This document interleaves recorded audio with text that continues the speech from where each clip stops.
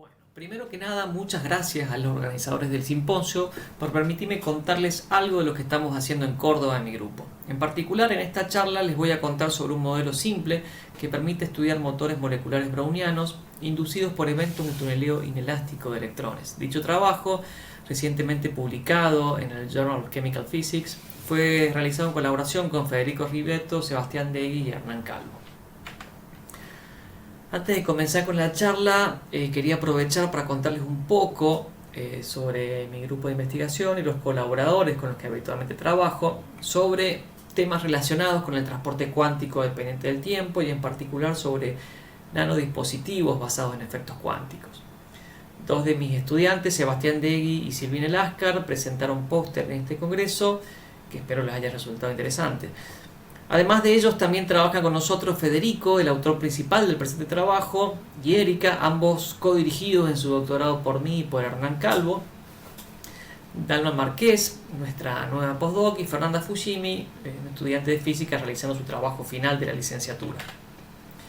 Solo para contarles un poco, los sistemas con los que solemos trabajar consisten en distintas formas de nanomáquinas, por ejemplo, bombas cuánticas de calor o motores cuánticos adiabáticos, todos sistemas conectados a reservorios de electrones, descritos, por supuesto, cuánticamente.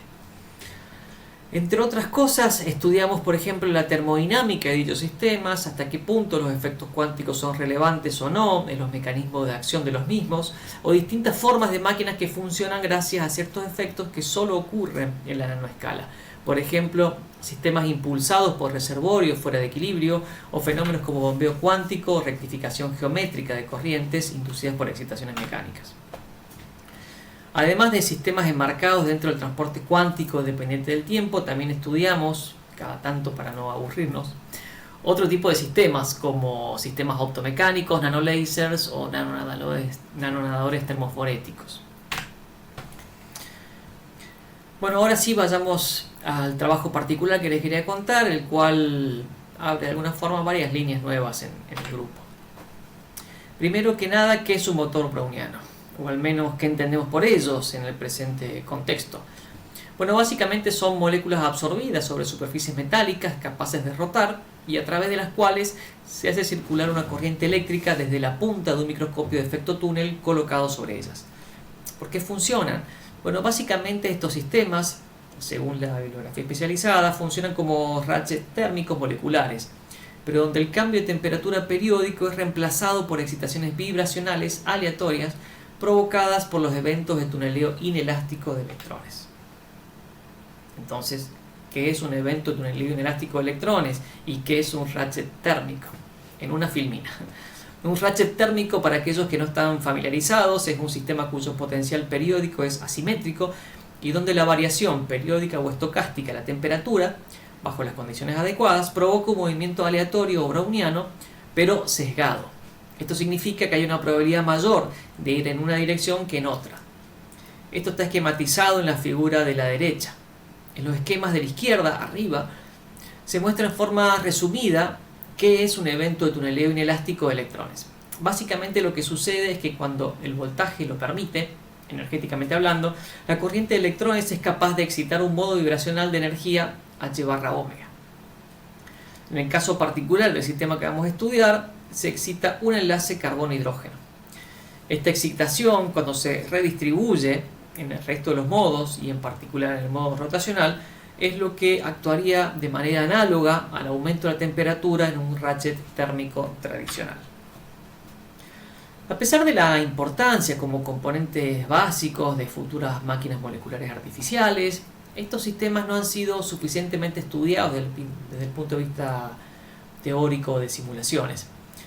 En el presente trabajo nosotros proponemos un modelo dinámico mínimo para estudiarlos, el cual denominamos Southern Energy Kick. El mismo consiste en la resolución de la dinámica rotacional, o sea, solo consideramos un solo grado de libertad, mediante una ecuación de Langevin en el régimen inercial, donde la condición inicial está dada por el sistema en su posición de equilibrio y una velocidad con dirección aleatoria.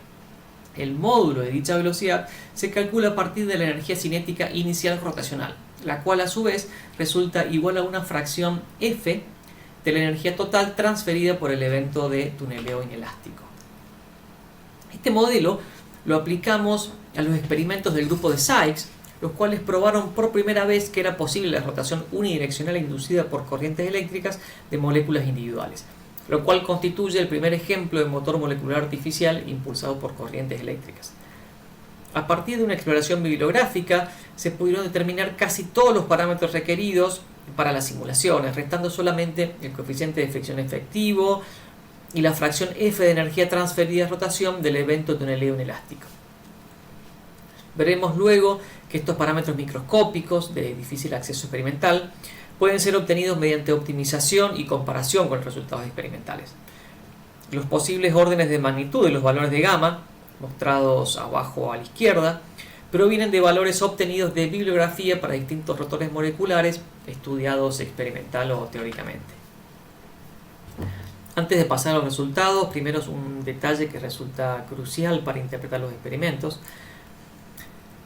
La direccionalidad, o sea, hacia dónde rota el sistema en promedio, observada en los experimentos, no coincide necesariamente con la direccionalidad real del sistema. Esto es debido a la diferencia de escalas temporales entre la dinámica y la resolución temporal de los experimentos. Es por ello que resulta imposible distinguir dos rotaciones que comiencen y terminen en los mismos estados. Por lo tanto, lo que se reporta en la bibliografía como direccionalidad resulta de asumir que el sistema siguió el camino más corto entre el estado inicial y el final. Esta es la direccionalidad que llamaremos presunta, en color rojo en la figura de abajo. En la misma figura, la direccionalidad verdadera está marcada en color negro. Vale aclarar que esta figura está realizada con el mismo conjunto de simulaciones, solamente se cambió la forma de definir la direccionalidad. Note cómo para el mismo conjunto de simulaciones la direccionalidad real y la presunta resultan muy diferentes. Solamente para valores de f bajos ambas definiciones coinciden. Es importante destacar que la diferenciación entre direccionalidades presuntas y reales no es discutido para nada en la bibliografía especializada, a pesar de resultar muy importante, como podemos apreciar. En esta filmina se muestran resultados para distintos valores del coeficiente de fricción de la direccionalidad en función de la fracción de energía transferida a rotación, F. La direccionalidad medida experimentalmente es del 5% y está marcada por la línea horizontal a rayas. Los histogramas que se muestran abajo dan la probabilidad de rotación para el valor de F que mejor reproduce la direccionalidad experimental. Por comparación de estos histogramas con los obtenidos experimentalmente, ver abajo a la derecha, podemos ver que solo coeficientes de fricción del orden de 10 a las 11 son capaces de reproducir lo visto experimentalmente. De esta manera mostramos cómo se puede combinar nuestro modelo con resultados experimentales para extraer información dinámica microscópica de muy difícil acceso.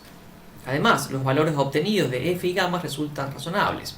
A modo de guía, por ejemplo, la equipartición de la energía del evento de tuneleo inelástico entre todos los modos de la molécula arrojaría un valor de F de aproximadamente 0,02, lo cual es del orden de lo que estamos obteniendo nosotros. Por otra parte, el valor de gamma, que mejor reproduce los histogramas experimentales, se encuentra en el medio del rango esperado según bibliografía.